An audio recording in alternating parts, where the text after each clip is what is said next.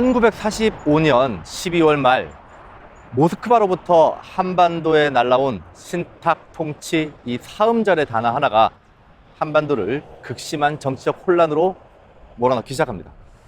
조선의 임시 민주정부 수립을 위한 미소공동위원회가 개최와 결렬을 반복하는 가운데 좌익과 우익 사이의 정치적 대립은 대단히 격렬해졌고요.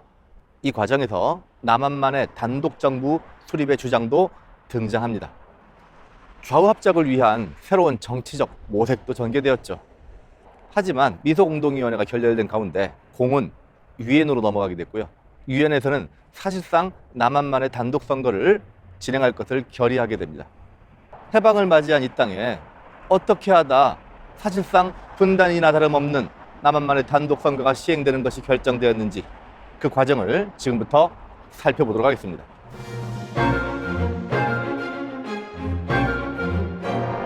(1945년 12월이) 되면 모스크바에 미국과 영국과 소련의 외상들이 모여서 이른바 모스크바 삼상회의를 진행하게 됩니다. 2차 세계대전의 종전 이후 한반도의 문제를 어떻게 처리할 것인지를 두고 미영소 3개국이 협의를 진행한 것이죠. 30년간의 신탁 통치안을 기본안으로 제안했던 미국의 제안에 대해서 소련 측은 민주주의적 임시정부라고 하는 수정안을 제안함으로써 이 양측의 의견을 절충하는 과정을 거쳤습니다. 그리고 마침내 12월 28일 양측의 절충과 영국의 동의를 거친 최종안이 발표가 됐는데요. 내용은 다음과 같습니다. 첫 번째, 한반도에 민주주의적 임시정부를 수립한다는 것. 두 번째, 이 임시정부를 수립하기 위한 각종 방안을 미소공동위원회에서 의논하겠다는 것. 그리고 세 번째, 한국의 여러 정치 세력과 협의하여 약 5개년간의 신탁 통치를 어떻게 진행할 것인지 이 미소공동위원회에서 확정 지을 것이라는 합의 내용을 발표하기에 이르렀던 것이죠. 이에 대한 원문의 내용은 여러분들한테 제공하는 학습지에도 제공되고 있으니 원문의 내용과 더불어서 화면에 나와 있는 요약문과 비교해보고 그 원문의 내용을 맥락으로 충분히 이해하실 수 있어야 되겠습니다. 모스크바 삼상회의 결정이 나오자마자 국내에서는 가장 먼저 뒤로 보이는 동아일보에서 최초로 모스크바 삼상 결정의 내용에 대해서 보도를 하게 됩니다. 소련은 신탁 통치 주장, 그리고 소련의 구실은 38선 분할 점령, 미국은 즉시 독립이라고 기사 내용을 뽑아내고 있죠. 신탁 통치 도대체 이게 무슨 말일까요? 일제의 지배를 36년간 경험했던 우리로서는 누군가에게 맡겨서 우리의 통치를 또다시 하겠다, 그것은 적어도 우리 민족에게는 식민 통치의 또 다른 표현이라고 밖에는 받아들일 수가 없었던 것이었죠. 동아일보의 이 보도가 이루어지면서 국내 여러 정치 세력들은 기본적으로 이 신탁 통치를 맥락으로 하고 있는 모스크바 삼상 결정에 대해서 반대 의사를 분명히 합니다. 신탁 통치 반대 운동이 본격화되는 계기가 되는 것이죠. 그런데 신문의 헤드라인이 뭔가 좀 이상합니다. 신탁 통치를 소련이 주장했다고요? 미국의 즉시 독립을 주장했다고요? 우리가 앞에서 배운 바에 따르자면 포츠담 선언을 전후로 해서 약 30년간의 신탁 통치를 주장했던 것은 오히려 미국이었고, 소련 측이 오히려 즉시 독립에 가까운 새로운 임시정부의 수립을 강력하게 주장했던 당시의 역사적 사실과는 조금 다른 이야기죠. 당시 동아일보가 이 내용을 거꾸로 보도해버림으로써, 즉 미국이 즉시 독립을 주장하고 소련이 신탁 통치를 주장했다라고 보도를 함으로써 소련에 대한 대단히 부정적인 이미지가 확대되는 중요한 계기가 되기도 합니다. 자, 그렇다면 당시 삼상 결정 내용을 다시 한번 요약해 볼까요? 당시 삼상 결정의 이 1항과 2항과 3항의 내용을 살펴보자면 가장 핵심적인 내용은 무엇인가요? 1번 임시정부의 수립, 2번 미소공의의 개최, 3번 신탁 통치. 무엇이 가장 궁극의 목표이고 삼상 결정을 통해서 이루고자 하는 가장 최종적인 목표였나요? 1, 2, 3번을 맥락 속에서 파악해 본다면 아실 수 있을 겁니다. 신탁 통치 그 자체가 목적이 아니죠. 가장 중요한 목적은 무엇인가요? 식민지 경험을 했던 이 땅에 민주주의적인 임시정부를 수립한다는 것이죠. 그것을 위한 방안을 미소공동위원회에서 의논하고 신탁통치가 필요하다면 어떻게 신탁통치를 할 것인지에 대해서 미소공위에서 협의해야 한다 라고 모호하게 규정되어 있습니다. 물론 이 모호성 자체가 많은 문제점을 낳기도 했습니다만 모스크바 3당 결정의 가장 중요한 핵심 내용이라고 할 수 있는 것은 임시민주정부의 수립이 가장 중요하고 궁극의 목표가 아니었을까 싶습니다. 어찌됐건 그럼에도 불구하고 동아일보 헤드라인에서 뽑힌 소련이 신탁통치를 주장했다 라고 하는 신문기사 하나로 모스크바 3당 결정에서 임시민주정부의 수립이라고 하는 모든 논의는 사람들의 관심 밖으로 사라지고 오로지 신탁통치 자체를 동의할 것이냐 말 것이냐 라고 하는 대혼란에 빠지기 시작합니다. 동아일보가 당시 3당 결정 내용을 의도적이고 악의적으로 왜곡 보도했는지 아니면 이러저러한 실수에 의한 보도였는지까지 알 수 있는 길은 현재로서는 없습니다만 확실한 건 동아일보의 이 보도 내용 그 이후 이른바 신탁통치에 반대하는 반탁운동이라고 하는 것이 우리나라 해방 공간에서 가장 중요한 핫 이슈로 떠오르는 중요한 계기가 되었던 것이죠. 동아일보의 보도 직후 김구 등의 임정 세력은 아주 강경한 태도로 신탁통치 문제에 대해서 반대 입장을 표명하게 되는데요. 이후 이승만 그리고 김성수의 한국민주당 등과 같은 여러 우익 세력들을 모두 끌어모아 강력한 반탁, 즉 신탁통치 반대 운동을 본격적으로 전개해 나가게 됩니다. 이러한 본격적인 신탁통치 반대 운동, 즉 반탁 운동은 해방 공간에서 안 그래도 좌익에 비해서 상당히 정치적으로 열세의 위치에 있었던 우익들이 일정 수준 이상의 정치적 기반을 확보하게 되는 중요한 계기가 되기도 하죠. 반면에 좌익 세력은 동아일보의 보도가 사실이라는 전제하에 신탁통치 반대 입장을 분명히 정하는데요.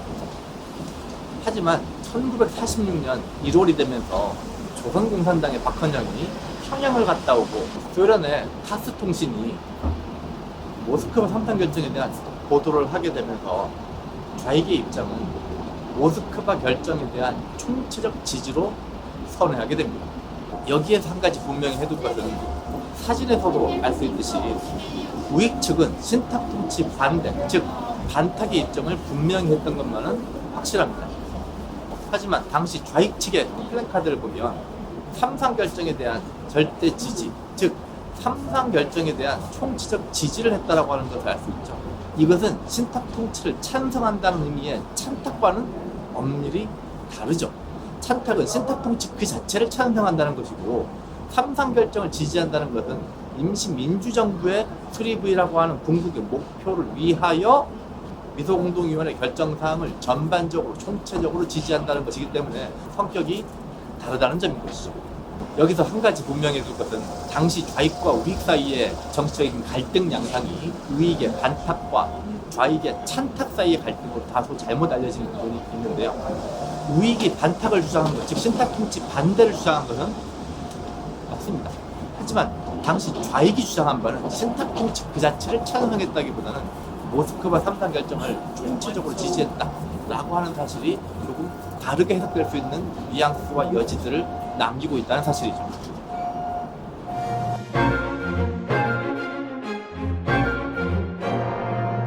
(1946년이) 되자 신탁통치의 찬성과 반대에 관련된 격렬한 다툼이 이어져 가는 가운데 모스크바 3국 외상회의에서 결정한 바대로 미소공동위원회가 개최됩니다. 모스크바 3국 외상회의에서 결정했던 내용이 크게 세 가지였죠. 한국의 임시민주정부를 만든다는 것, 그리고 이것을 위해서 미소 간의 공동위원회를 개최하겠다는 것, 그리고 현실적인 부분을 고려하여 5년간의 신탁통치를 실시하겠다는 것. 즉 이러한 모스크바의 3상회의 결정 내용에 따라서 이곳 덕수궁 석조전에서 미소공동위원회가 개최되는데요. 미소공동위원회는 개시되자마자 줄곧 미국과 소련 사이에 첨예한 의견 대립들이 지속돼 나가게 되는데 가장 의견 대립이 심했던 분야가 뭐였냐면 소련 측이 주장했던 것은 기본적으로 모스크바 3상 결정에 대해서 지지하는 사람들만 새로운 임시민주정부에 포함을 시켜야 한다고 하는 것이 소련 측의 주장이었던 것에 비해서 미국의 주장에 따르자면 삼상 결정에 대해서 한국인 대부분이 다 반대하고 있고, 특히 신탁 통치에 대해서 원칙적으로 다 반대하고 있는데, 이들을 임시민주정부에 배제시켜 버린다면 제대로 된 민주정부를 구성하는 것이 사실상 불가능하지 않겠느냐라고 하는 것이 미국 측의 입장이었죠. 좀 더 구체적인 내용을 살펴보자면, 사실은 어느 정도 좌익 쪽은 삼상 결정에 대해서 총체적인 지지를 하고 있었기 때문에 소련 입장에서는 좌익 세력들을 적극적으로 임시민주정부에 참여시킬 것을 고려했던 것이고, 미국 입장에서는 자신들의 지지 기반이 될 수 있는 우익 민족주의 세력 대부분이 삼상 결정은 물론이거니와 신탁 통치에 대해서 아주 격렬하게 반대하고 있었기 때문에 자신들을 지지할 수 있는 세력들을 새로운 민주정부에 참여시키기 위해서는 각각 양측이 원했던 바가 좀 달랐던 것이죠. 그리고 양측의 주장은 평행선을 달립니다. 결국 그런 평행선을 달리는 끝에 1차 미소공동위원회는 아무런 성과를 얻지 못하고 결렬돼 버리고 말죠. 1차 미소공의가 결렬된 이후 이승만은 각 지역을 순회하던 도중 전라북도 정읍에서 이른바 정읍 발언을 합니다. 우리는 남방만이라도 임시정부 혹은 위원회 같은 것을 조직하자는 발언인데요. 이 발언 이후 이승만은 미국으로 건너가 남한만의 단독 정부를 수립하기 위한 외교 활동을 벌입니다. 1946년 5월 제1차 미소공의가 결렬되면서 미국은 좌우 합작 운동을 적극적으로 추진하기 시작합니다. 미국은 미소공의에는 소극적인 입장이었는데 그 이유는 우익 세력의 남한 지역 내 영향력이 미미했기 때문이었습니다. 미소공의에 따라 임시정부가 수립됐을 때 미국의 우호적인 세력이 임시정부 내 정치적 주도권을 잡기가 어려운 상황이었던 거죠. 특히 이승만, 김구 등 우익 세력은 극단적인 반탁운동을 함으로써 미국의 입장을 머쓱하게 하고 있었습니다. 미국이 강하게 원하고 관철시켰던 신탁 통치를 미국의 기반이 될 인물들이 반대하고 있었으니까요. 미국은 1차 미소공의가 결렬된 이후 남한 내 좌익 세력은 약화시키고 우익 세력은 강화시키기 위한 대대적인 좌익 탄압을 시작합니다. 이에 대한 좌익 세력의 반발도 거세져 갔는데요. 미국은 좌익 세력을 박헌영 중심의 극좌 세력과 여운형 중심의 중도좌파 세력으로 구분하고 극좌에 대해서는 탄압을, 중도좌파에 대해서는 미군정 안으로 끌어들이기 위한 좌우합작위원회를 구성합니다. 좌익 세력을 분열시키고 중도 좌익과 중도 우익의 합작을 추진하는 과정에서 우익의 세력 확대를 노렸던 거죠. 물론 이승만과 김구 등도 배제 대상이었습니다. 1946년 7월 김규식과 여운형으로 대표되는 좌우합작위원회가 발족됩니다. 위원회는 좌우의 합작 원칙에 대해 논의하고 좌우합작 7원칙을 발표합니다. 이 원칙에 대해 김성수의 한국민주당은 신탁을 반대하면서 농지개혁에도 반대하는 입장이었고 김구와 임정 세력은 신탁 반대를 강조하며 관망하는 입장이었습니다. 이승만 또한 별다른 관심을 두지 않습니다. 미군정 탄압의 직접적 대상이었던 박헌영의 조선공산당은 여운형에게 미국의 음모에 놀아나지 말 것을 경고하는 등 주요 정치 세력 대부분은 이 좌우합작 7원칙에 대해 부정적인 입장이었습니다. 하지만 대구 지역에서 발생한 10월 항쟁으로 이 좌우합작위원회는 표류하게 되는데요. 미국 측은 여운형의 강한 반대에도 불구하고 과도 입법의원 설치에 집중합니다. 우익 세력의 실질적 정치 기반을 마련하기 위함이었는데요. 이 과정에서 좌우합작 운동은 흐지부지 되더니 1947년 7월 여운형이 암살된 이후 운동은 종료됩니다. 1947년 5월에 이르게 되면 미소공동위원회가 다시 개최됩니다. 제2차 미소공동위원회였죠. 이 제2차 미소공동위원회가 본격적으로 이루어질 무렵 그해 여름에 이 미군정은 남조선 노동당과 같은 38도선 이남에 있었던 좌익 세력들을 대대적으로 탄압하고 검거하기 시작합니다. 이러한 상황을 체크하고 있었던 당시 소련 측은 그간 모스크바 삼상 결정에 대해서 지지를 했고 미소공동위원회 활동에서도 가장 강력한 지지를 보여주고 있었던 좌익 세력에 대한 탄압은 미소공동위원회를 제대로 열겠다는 생각인지 모르겠다. 좌익 세력들이 이 한반도에 민주정부를 만들 때 되게 중요한 위치를 차지할 수 있는 세력들인데 이 세력들에 대해서 그렇게 정치적으로 탄압하는 것은 옳지 않다라고 강력히 비판을 하게 되는데 이것에 대해서 미군 측은 남한의 내정에 대해서, 현재 남한은 미군정 체제에 있으니까 남한의 내정에 대해서 간섭하지 마라. 그리고 니네가 그런 얘기 할 거면 북측에서 억류하고 있는 사상범들에 대해서 석방을 해라. 너희들도 다 똑같은 놈들 아니겠냐 라고 하기 시작합니다. 사실 이게 한번 이런 싸움이 나기 시작하면 이게 답이 안 나오는 거죠. 네가 잘못했네, 네가 잘못했네. 결국 이렇게 양측 사이의 요구 사항들은 결국 합의점을 찾지 못한 데다가 1차 미소공동위원회 때 가장 중요한 쟁점 뭐였죠?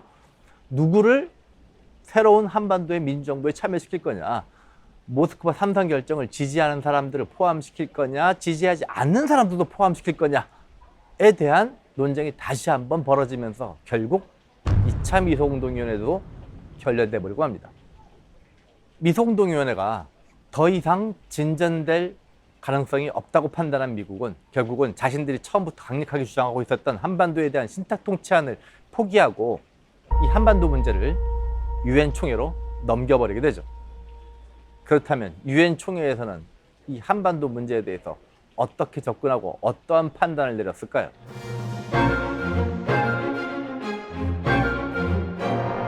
모스크바 3국 외상회의 결정에 따라 개최된 두 차례의 미소공동위원회가 양 진영의 반목으로 1947년 8월 완전 결렬되어 한국의 독립적인 민주정부를 수립한다는 목적이 무산되고 맙니다.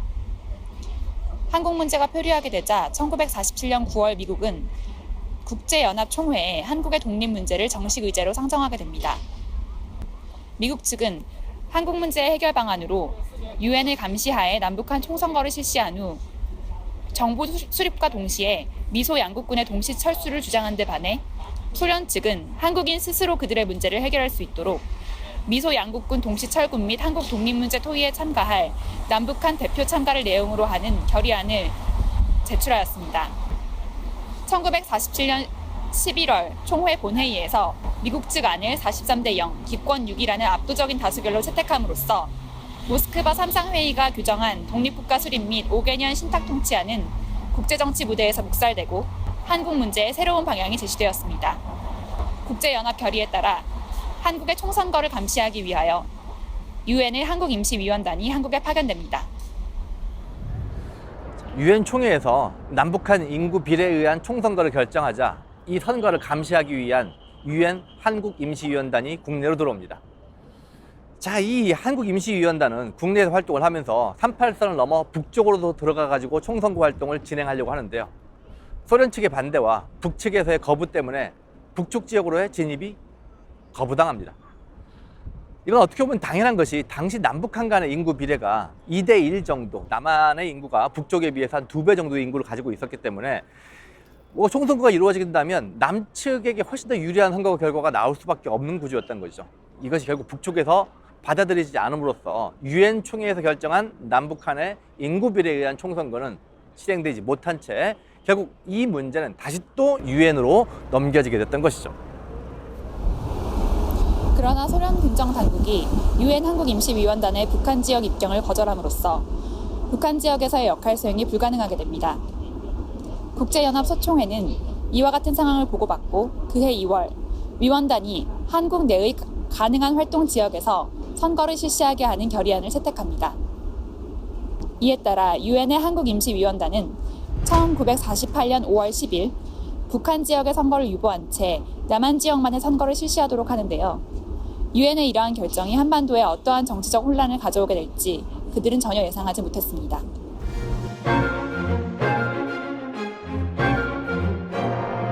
모스크바의 3국 외상회의로부터 비롯되었던 좌우익 사이의 심각한 정치적 대립은 결국 유엔에서 남한만의 단독 선거를 결정하면서 파국으로 치달아가기 시작합니다.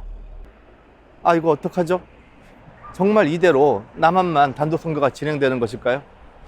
그렇다면 북쪽에서는 선거에 참여하지 않고 남쪽에서만 선거가 진행되고 남쪽에서만 정부가 만들어질 텐데 그럼 북쪽은 어떻게 되는 거죠?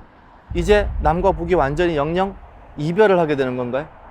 1948년 5월 10일로 확정된 남한만의 단독 선거에 대해서 김규식 선생 등이 어떠한 저지 노력을 기울였는지, 그리고 이것을 막기 위한 남한 내의 여러 민중들의 저항은 어떻게 이루어졌는지, 그리고 그 과정에서 벌어졌던 안타까운 민간인들의 희생에 대해서 알아보도록 하겠습니다.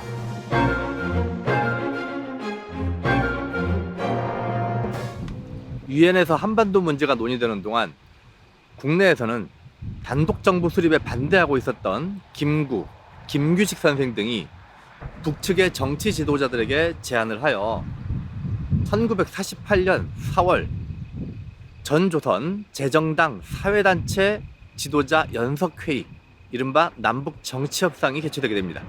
이 남북정치협상에 모인 김규식, 북쪽의 김일성 등의 정치 지도자들은 단독 정부 수립 반대, 외국 군대의 즉각 철수와 같은 합의를 이끌어내게 되는데요. 하지만 이들의 합의가 국제사회의 냉전 질서 자체를 넘어서지 못합니다. 남한의 단독 정부 수립을 주장하는 분들은 냉담한 태도를 보였고요. 한편 유엔과 미국이 주도하고 있었던 50 총선거 자체를 멈추게 할 수는 없었습니다. 결국 남한만의 단독 선거에 반대하고 있었던 김규식 선생 등은 48년 5월 10일 날 진행되었던 50 총선거에 끝끝내 불참하였고, 단독 정부 수립에 반대하고 있었던 박헌영 등의 남조선 노동당 등 좌익 세력은 단독 선거가 진행되는 것을 막기 위해서 격렬하게 저항을 합니다.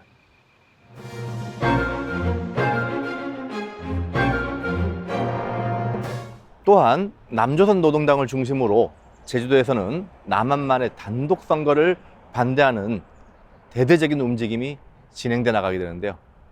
이 과정에서 미군정과 이승만 정부에 의해 한국 현대사에서 6.25 전쟁 다음으로 가장 많은 희생자를 발생시킨 제주 4.3 사건이 발생하게 됩니다. 지금부터 제주도에서 벌어졌던 단독 선거 반대의 움직임, 그리고 그 과정에서 벌어졌던 끔찍했던 민간인 학살, 그 순간으로 들어가 보도록 하겠습니다. 4.3 사건의 도화선인 3.1 발포 사건이라고 했는데, 4.3 사건은 1948년에 벌어져요. 4.3 사건이 벌어지기 1년 전에 3.1운동과 관련된 기념식이 47년 3월 1일 날 제주도 시내에 있는 관덕정이라고 하는 곳, 옛날에 이제 가장 거기가 이제 다운타운이었겠죠? 거기서 열리는데, 말 타고 다녔던 기마경찰이 가는데 갑자기 이 말이 놀라가지고 뛰면서 어린아이 한 명을 밟아요. 근데 문제는 이 어린아이 한 명을 크게 다치게 한 이 말이 이 기마경찰이 도망을 갔는지 모르고 갔는지 아무튼 그냥 가버려요. 근데 문제는 그 상황을 지켜보고 있었던 제주도민들이 분노해가지고 그 경찰을 쫓아가서 잡고 사과하라고 하고 제주도 경찰에 공식적인 어떤 사과나 재발 방지 약속 등을 요구했는데, 경찰이 이거를 아주 무시하고 오히려 발포를 해버리죠. 그러면서 현장에서 여러 명이 죽어요. 결국 이 사건이 기존의 이 미군정 경찰에 대한, 아직은 미군정 상태죠? 미군정 경찰에 대한 제주도민들의 어떤 불신과 분노가 완전히 뻥 하고 폭발하는 그런 계기가 되는 와중에 유엔에서 뭘 결정하냐면 남한만의 단독선거 결정이 이제 48년으로 이어지는 거죠. 그래서 지금 이 미군정에 의한 단독선거 혹은 그것을 이제 유지하고 있는 이 미군정청 경찰에 대한 어떤 분노나 혹은 어떤 이제 적개심 뭐 이런 것들이 본격적으로 만들어지는 대단히 중요한 계기가 되는 것이 47년 3.1 발포 사건이 되는 거죠. 그 사이에 제주도민의 뭔가 치안이 되게 불안해졌다고 판단했던 미군정청에서 누구를 여기 내려보냈냐면 육지의 경찰들을 내려보내기 시작하고요. 그 다음에 또 결정적으로 누구를 내려보내냐면 서북청년단이라고 하는 민간단체를 여기 내려보내는데, 서북지역 출신의 이제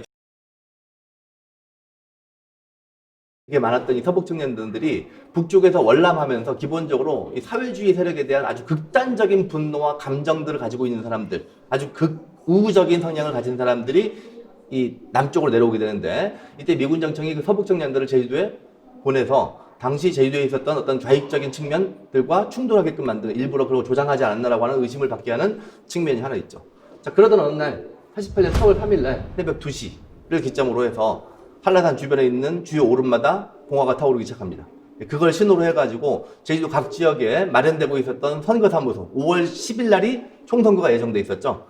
그 5월 10일 날 예정돼 있었던 총선거로 인해서 남과 북이 완전히 분단될 수 있다라고 하면서 분단 선거를 반대한다라는 명분하에 대대적인 무장봉기가 시작됩니다. 이것을 주도했던 것은 당시 남조선 노동당의 제주도위원회가 주도하고, 여기에 일부 제주도민들이 참여하면서 이제 제주도 전역에 거의 동시다발적인 봉기가 이루어졌고, 그런 봉기가 이제 흔히 말하는 제주 4.3의 어떤 서막이고, 그 다음에 수많은 민간인들이 학살되는 어떤 첫 출발점이 되게 되는 거죠. 무장 봉기가 이루어지자 당시 제주도에 대한 치안을 장악하고 있었던 미군 저항에서 이 4.3의 봉기들을 진압하기 위한 진압작전에 돌입하게 되는데, 뭐 어떻게 진압할 거냐와 관련해가지고 당시 미군 정은 제주도의 거의 70~80%가 다 빨갱이다 라고 이미 그렇게 마음을 굳혀놓고 있는 상태였어요. 그래서 이 빨갱이들을 다 진압하는 것이 맞다라고 일단 그렇게 생각하고 있었는데, 이제 진압군, 육군 쪽에 있었던 분이죠, 그렇죠? 이분이 그래도 평화적으로 협상하고 저들의 요구도 어느 정도 들어주고 하면서 이 사태를 어느 정도 안정적으로 마무리하는 게 중요한 거지, 강경하게 탈에 들어가면 뭐가 없을까? 배가 고프고, 그다음에 추워요. 그러니까 배가 고프고 추운 건 어디 가서 해결하면 되겠니? 마을에 내려가가지고 마을에서 조금씩 얻어가면 되겠지. 그러면 해안가까지 내려올 일은 별로 없어. 그러면 중산간 마을에 내려와가지고 이걸 얻어갈 거란 말이야, 그렇지? 그러면 그 중산간 마을을 어떻게 할 거냐?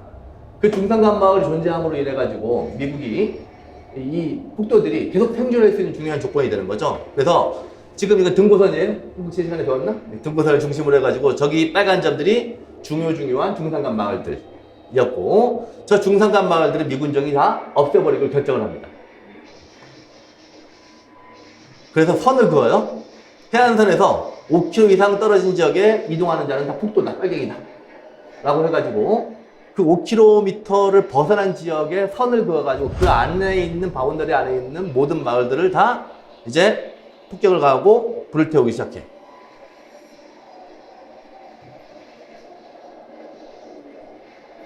그래서 해안가 마을들을 제외하고는 한라산 내륙지방, 제주도 내륙지방은 완전히 다 전소된 상태라고 보시면 될 거고, 그리고 그 과정에서 수많은 사람들을 다 죽이게 되는 거죠.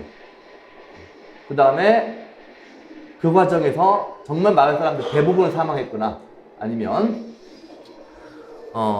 그 과정에서 많은 충돌 뭐 같은 것들이 발생했던 것 같은 경우는 아예 마을이 통째로 이전한 마을들도 아예 몇 개가 있는 거죠.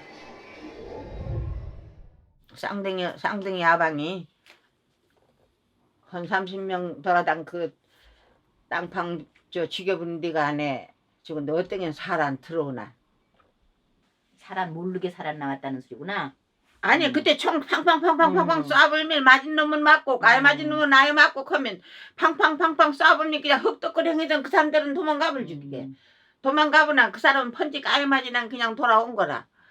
올한해 이제는 난 각신 기자 뭐 따그려시 기자 자는데 이불편하니까 누렌 해도네 경정해가나네 소문난 또 오랑 심어간. 그때 그 총을 그 승경총을 곱게 못 만들하시면 죽지 않을 건데 곱게 만들어보나 이놈 산에 저 총 만들랑 보내난 놈이 내내 이젠 학교 마당에 월영하는 사람들 다 모이래 낸 소문 맨딱 모여놓네. 아피형 아전만 이걸 죽이래. 어멍아방 각시 쌍둥이 혼편대 딱 그 앞에 갖다 놓고 그걸 죽이래. 남자 둘이가 대창으로 맹령복정 죽이지 않으면 지가 죽을 거고 헐소시 이젠 궁둥이 한번 쿡 찔러난 아이고 눈이 많이 튀어나난 눈으로 못 봐래요. 말자 승경을 한 기자 뭐가지가 쿡 한번 찌그난 기자 콕 찔러지는 말하는 거 기자 궁둥이 서너 번 찔러실 거라. 아이고 처음에 죽여버리시면 그러니까 이거 뭐라 하듯이 하는 거지 이게.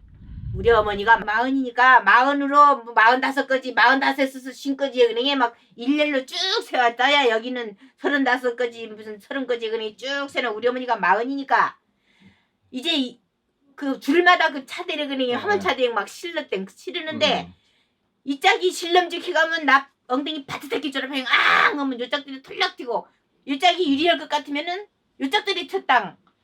이제 요 짝이 좀 어중간할 것 같으면 또 나 엉덩이 한번 줘봐 털락 그냥 요 짝들이 튀고. 차에 실랑 어디 되는가? 어? 차에 실랑 어디 되는가? 죽이래. 차에 실리면 죽이래 가는 아, 거지. 차에 실랑. 그냥 그 차에 타면 그 어머니네 걷는 거 보면은 차에 타면 누구야 누구 어멍아 우리 이제 어멍아방 그 뭐 제사 부탁한다 막 그런 말 해놓은 것들을 그 어른들끼리 하장 막 그런 말. 아니 소나이들 말고 그 여자들은 못 하실런가? 여자고 남자고 그형 줄지서 그냥 나이별로 그냥 세우면 줄지서 그냥 그냥 이주면 이주를 한 줄을. 한 줄을 다 쓰든다요. 교몽해신데 한 번은 폭도 하나 심어놓으라네. 질 가운데 이제 딱 아전에 세교 한 통 갖다 단. 그래가 착하게 피한 그냥 그 일로는 사람 다 모여다 놨전 안에 그냥 불탁 불어나 고고맥 그냥 설렁이고. 아이고 독한 것들. 아무리 죄가 지음으로 어떤 정도의 죽이고. 이성만 씨. 죽인 다음에 불 붙전. 산 사람에 불붙여. 산 사람의 불 붙전. 산 사람을 지름을 비안왕. 지름 비안왕 그냥 팍 그거 날타라 불 붙지는 그냥 와닥 사건나 그냥 고고맥 반역의 세월이여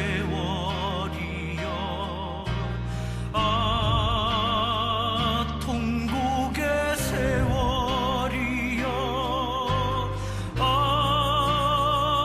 잠들지 않는 남도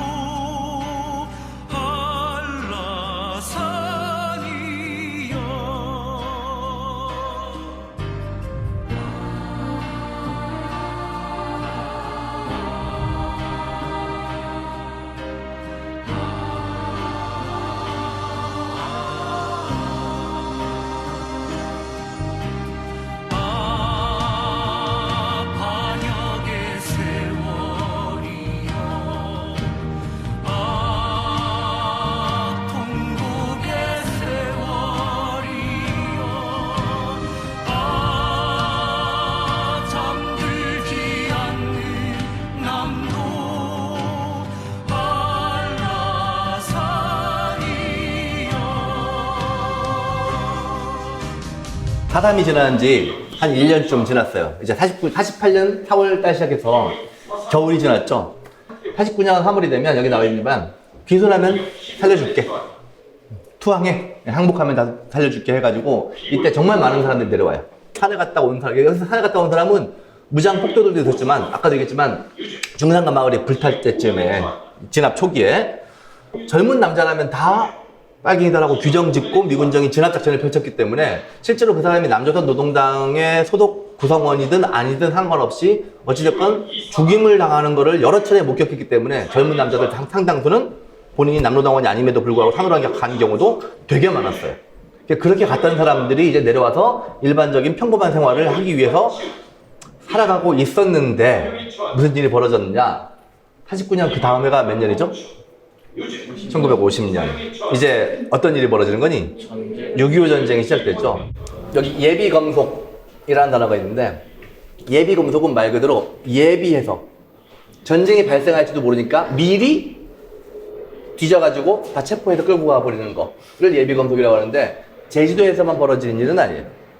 전국적으로 벌어졌던 일이고 49년에서 50년 넘어간 사이에 좌익 혐의가 있거나 혹은 좌익에 가담한 적이 있거나 혹은 좌익에 동조한 경험이 있었던 혹은 그런 경향성이 보이고 있는 사람들은 다 잡아 끌고 가요. 잡아 끌고 가서 얘들이 혹시라도 북에서 전쟁이 시작이 되면 어떤 일이 벌어지겠니? 좌익적인 성향이 있는 사람들은 아마 누구에 동조하겠어? 북한의 인민군들한테 동조할 가능성이 매우 크기 때문에 그 싹을 미리 제거해 둘 필요가 있겠죠. 전쟁에 대비하기 위해서. 그래서 죽여요. 그냥 끌고 가서 다 죽이기 시작하고 그나마 이때 목숨을 건졌던 사람들은 6.25 전쟁 시작되자마자 어떻게 되니? 3일 만에 서울 날아가고 일주일 만에 대전 날아가고 2주 만에 낙동강까지 밀리죠. 그 과정에서 대전형무소, 전주형무소 등등등에 수감하고 있었던 좌익 혐의자들 국군이 퇴각하면서 다 죽이고 빠져나와요. 수천 명씩 형무소에 같이 있던 사람들을. 그들 중에는 실제로 혐의가 있었던 사람도 있었고 무고하게 끌려간 사람도 있었고. 이런 식의 민간인 학살은 근데 정말 안타깝게는 남쪽 지역에서만 벌어진 일이 아니에요. 나중에 우리가 인천 상륙작전 해가지고 부로 밀고 올라가자니? 그러면 이제 유엔군과 국군이 개성을 탈환하고 평양을 탈환하고 계속 북쪽으로 밀고 올라갈 때 북한 애들이 뭐라고 있었냐면 우익 혐의자 애들을 깜빵에 가두고 있었던 사람들을 집단적으로 학살하면서 퇴각을 해요. 그러니까 이 6.25 전쟁을 전후로 해가지고 이 해방공간 이후에 6.25 전쟁까지 벌어졌던 좌익과 우익 사이 이념적인 대립이라고 하는 게 정말 얼마만큼 끔찍한 일이었냐면 좌익은 좌익 지역에서 혹은 우익은 우익 지역에서 자기들의 이데올로기에 반하는 이데올로기를 가진 사람 혹은 그 이데올로기에 근접한 사람들을 무조건 다 청소하는 방법으로 자기들의 권력의 안정을 확보하려고 했다는 점은 지금 생각해보면 정말 무식한 방법이고 정말 불합리한 방법이고, 과거에 이데올로기에 사로잡혀가지고 서로 상대방에 대해서 그렇게 무차별적인 학살을 저질렀던 것은 우익은 우익대로, 좌익은 좌익대로, 아니 우리 모두가 함께 반성하고, 이런 이데올로기 문제 가지고 서로를 그렇게 무참하게 살해하고 이런 일들은 사실 또 없어야 되는 그런 부분이 아닐까 싶고, 사실은 근데 우리가 흔하게 교실에서도 벌어졌듯이 그런 얘기 많이 했잖아. 나와 생각이 다른 아이야 어떻게 지낼 것이냐. 생각이 다른 아이를 인정해줘야 되고, 나와 다름도 인정해주는 게 그게 민주주의 출발점이다라고 얘기하는데, 막상 여러분도 이제 10수년 학교 생활하면서 경험해봤지만 쉽지 않은 얘기예요. 그렇죠? 이론은 알겠는데 감정적으로 이슈가 되니까, 근데 그게 정치적 문제가 되고 내 가족 중에, 내 친구 중에 누구 한 명이 목숨을 잃거나 희생당하는 경험을 하게 되면 아주 그게 극단적으로 감정적인 문제가 먼저 치고 올라오게 돼요. 집단적인 이성보다 집단적인 광기가 훨씬 더 쉽게 일어나요. 그 집단적인 광기의 대표적인 사례가 나치와 같은 그런 전체주의였고, 제주도에서 혹은 이 전국 평양에서 서울에서 벌어졌던 6.25 전쟁의 집단적인 광기도 결국은 그런 이데올로기적인 광기의 하나였다는 거죠.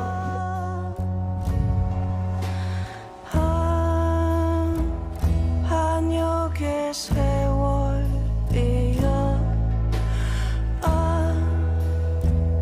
동국의 세월이여, 잠들지 않는 남도 한라산이여.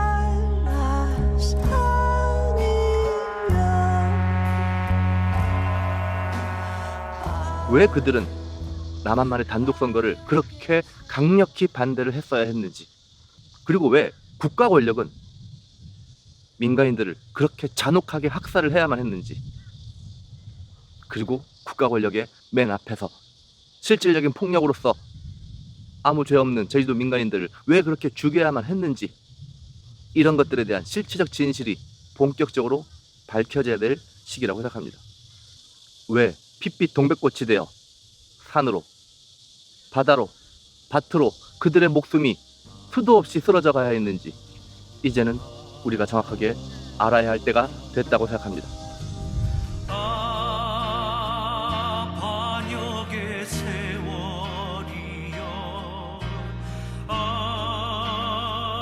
통곡의 세월이여,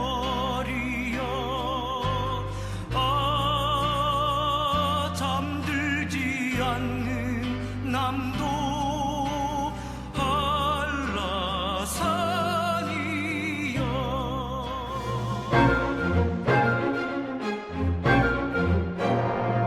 한편 1948년 8월 15일 정부 수립 이후에도 제주도에서의 저항이 계속되자 이승만 정부는 이를 진압하기 위해 여수 지역에 주둔하고 있었던 국방경비대 제14연대에게 출동 명령을 하달하게 됩니다. 이때 국방경비대 14연대 내에 남조선 노동당 조직을 중심으로 해요. 이에 대해서 반대하자라고 하는 움직임이 거세어져 갔는데요. 이를테면 동족 상잔의 비극을 막기 위해 제주도 출동을 거부하자와 같은 주장을 하면서 대대적인 무장봉기를 선동하였고, 상당수의 사병들이 여기에 동조함으로써 본격적인 무장봉기가 시작됩니다. 이러한 무장봉기가 1948년 10월 19일에 개시되었기에 이 사건을 11구 여순 사건이라고 보통 부르게 되죠.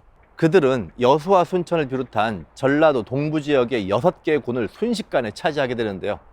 이 과정에서 다소 성급하였던 좌익 청년들이 과거 우익 경찰에 의해 행해졌던 고문과 같은 폭력 등에 대해서 복수를 감행하기 위해 경찰과 그 가족에 대한 무차별적인 살해를 저지르는가 하면, 전국이 안정되지 않았음에도 불구하고 자신들이 장악한 지역을 중심으로 하여 토지개혁과 같은 급진적인 사회주의 개혁을 진행하게 됩니다.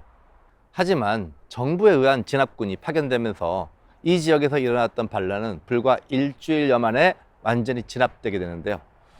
이 과정에서 상당히 많은 인명피해가 발생하게 되는데요. 이는 국군이 대단히 강경한 진압작전을 펼쳐나가는 과정에서 반란군의 협조자를 색출해 나가는데, 이 과정에서 너무 무모한 색출 과정을 거치면서 반란군과 직간접적인 관련이 없었던 선량한 양민들까지 학살하는 그런 일이 벌어지게 된 거죠. 이 과정에서 최소 2,000에서 많게는 5,000명 정도의 민간인들이 희생당한 것으로 추정이 되는데요. 이 여순 사건과 관련하여서는 아직까지 정부 차원에서 제대로 된 진상규명이 이루어지지 못하고 있는 현실이기도 합니다. 한편 여수를 포기하고 지리산으로 들어간 반란군의 일부 세력은 이른바 빨치산이란 이름으로 6.25 전쟁 이후까지 지속적인 좌익 게릴라 활동을 전개해 나가기도 합니다. 이와 같은 여수 순천 사건과 그 이후에 전개되었던 지리산에서의 빨치산 활동 등을 다룬 문학 작품들은 여럿이 있는데요. 그 중에 우리에게 가장 많이 잘 알려진 작품으로서는 조정래 선생의 태백산맥이 가장 그 대표적인 작품이라 하겠습니다.